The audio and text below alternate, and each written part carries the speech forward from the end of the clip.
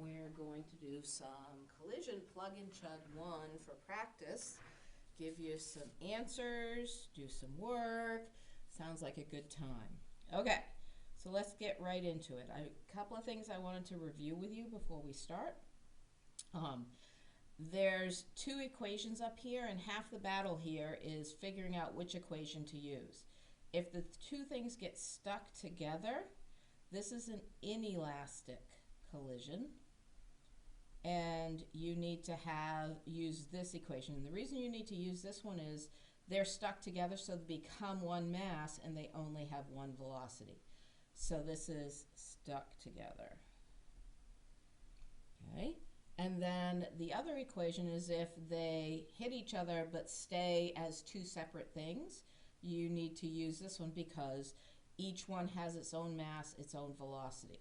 So this is an elastic collision.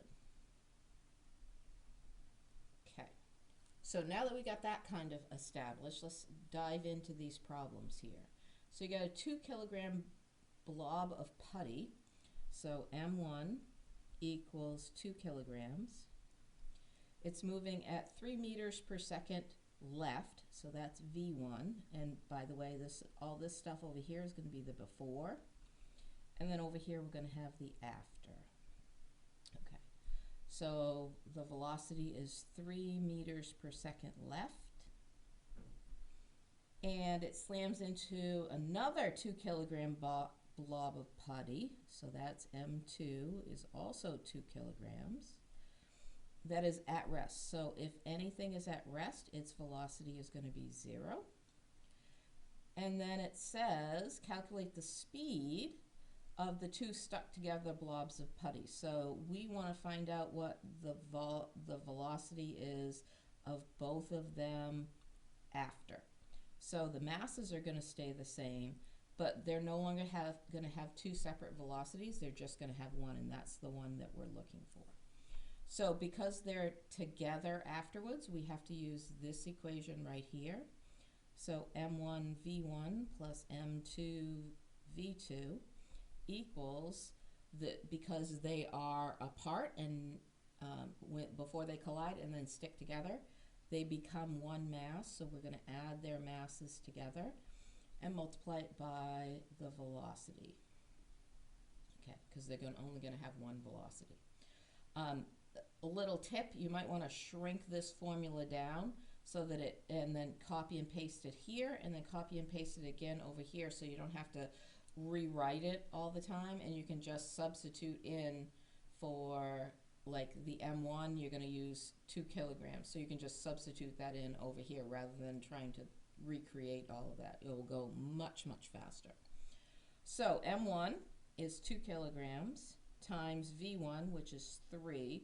And by the way, when we have a direction, we need to establish if it's the positive direction or the negative direction. But since we only have one, that's going to be our positive direction.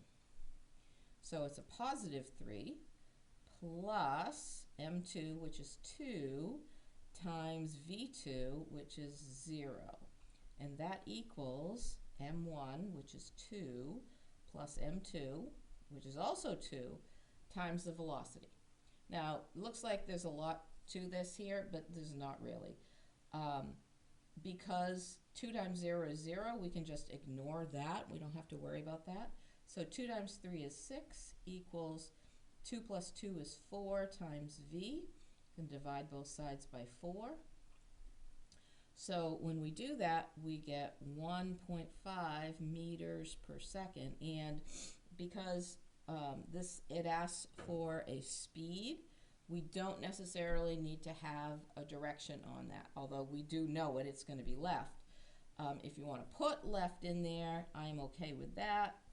I'm always of the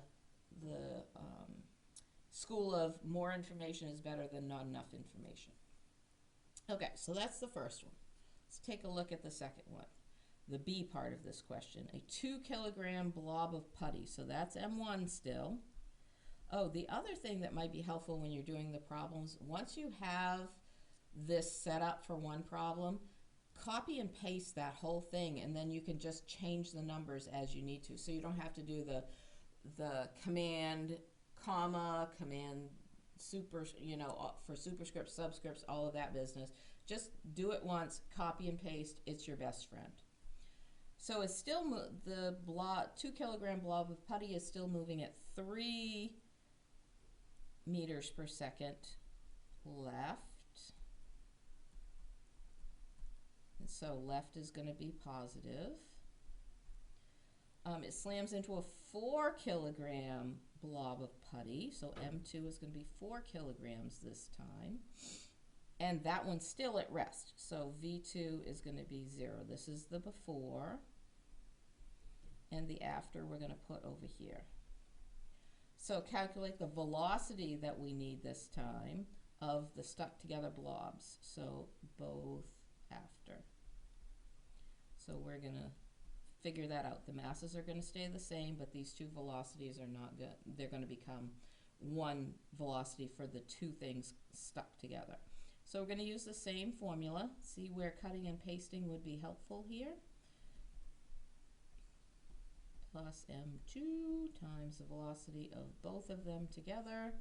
So let's substitute in 2 times 3 plus 4 times 0 equals the first mass, which is 2, plus the second mass, which is 4, times V. So we still don't need to deal with that because it's 0. So we got 6 equals 2 plus 4 is 6V. Divide both sides by 6. So V is 1 meter per second. And because it asks you for velocity, we need to put the direction on it, and it's going to be left. Okay. So, moving on to melons now. So we have a 4 kilogram cassava melon, so M1 is 4 kilograms. It's rolling at velocity 1 is 5 meters per second to the right. It hits a pink grapefruit that is at rest, so V2 is going to be 0. The cassava melon stops, so this is before, and this is after. So we know that afterwards, the cassava melon, which was M1, so V1 after is going to be 0, and the grapefruit is going to roll off. So we're probably going to look for that V2. It says if the pink grapefruit has a mass of 1.2 kilograms, what velocity does the grapefruit travel after the elastic collision? So this is a little bit different because they're not stuck together. So we're going to use the other formula, M1 V1 plus M2 V2 equals exactly that same thing. This is the before, and the after is going to be over here. M2 V2. Okay, let's substitute in what we know. So M1 is 4, V1 is 5, plus M2 is 1.2 times V2, which is 0. That's all the before stuff. Now the after stuff, the masses stay the same. So we have 4 times, what's the velocity after of the cassava melon? V1 is 0, plus 1.2 times, whoops, let's put a decimal point in there, times the velocity of the grapefruit afterwards. So let's squeeze this down and simplify this as much as we can. We don't need to deal with that because it's 0. We don't need to deal with that because it's 0. So we have 4 times 5, which is 20, equals 1.2 times V squared. Yeah? So we're going, not V squared, V2. So we're going to divide both sides by 1.2 to get the V2 by itself. So that goes away. So our answer is 16.67 meters per second. And what direction is this thing going in? It's a positive number, and the only direction in the thing is right, so it must be going in that direction. Okay, so that takes care of the first 3. We got 2 more to go. Okay. So Wendy is a kangaroo joey that has a mass. So Wendy is M1. Just to I do that so that it kind of helps me to keep track of what's going on. And her mass is 12 kilograms. And of course, this is the before, and this is the after side. She's traveling with a velocity of 2.3 meters per second north. So let's make north our positive direction. Ramon, who we'll call M2 here, is standing still. So Ramon's velocity is going to be 0 before, and he has a mass of 80 kilograms. When Wendy sees Ramon, she jumps into his arms, causing Ramon to roll northward as he catches Wendy. Okay, what is the velocity of the Ramon that Ramon and Wendy travel after their collision? So she jumps into his arms. Now they become one object, so to speak. So we're going to have to find the velocity of both of them after. So the mass is going to stay the same for both of them. So we're going to use our M1 V1 plus M2 V2 equals the combined mass of them, because he's holding her, M1 plus M2 times the velocity. So M1 is 12, V1 is 2.3, plus 80 times 0, because he's not moving at all. So now we have to add them together, so it's 12 plus 80 times the velocity of them both. So we don't need to deal with that because it's 0. So 12 times 2.3 is 27.6, and that equals 12 plus 80, which is 92 times V. We're going to divide both sides by 92 to get the V all alone. And we end up with the, oh, I think I have to do this one just to make sure. Hold on, just a second.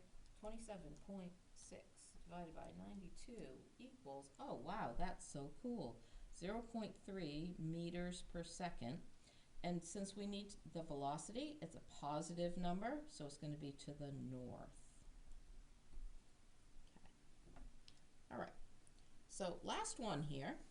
You got a 5 kilogram stick of bologna, so that's going to be M1. M1 equals 5 kilograms, and this is our before, and this is our after.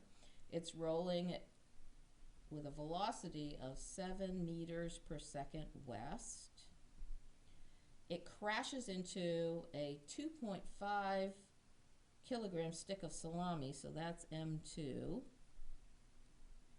is 2.5 kilograms. That's at rest, so the velocity of that is 0. The sticks of luncheon meat have a perfectly elastic collision. The bologna, after the collision, continues to roll at 3.2 meters per second east, and bologna was M1. So now V1 is going to be, first off, we got to decide which one. Well, we'll write now first. All right, 3.2 meters per second east. Now, because we got something going west and something going east, we need to decide what's going to be our positive direction. Because we came to, you can choose either one, but because we came to 7 meters per second west, we'll just make that one be our positive direction. So if west is positive, we need to make this number negative because it's going in the opposite direction. So the mass is going to stay the same, the mass is going to stay the same. We need to find out what V2 is, the velocity of the salami afterwards. So because they're not sticking together, we need to use the M1 V1 plus M2 V2 equals M1 V1 plus M2 V2. So this is before, this is after. So before, we got 5 times 7 plus 2.5 times 0, because it's not moving, equals 5 times negative, and we have to, it's important we have the negative 3.2 plus 2.5, I'm sorry I couldn't squeeze it all in there, times V2. Okay, so let's simplify. We don't have to worry about that.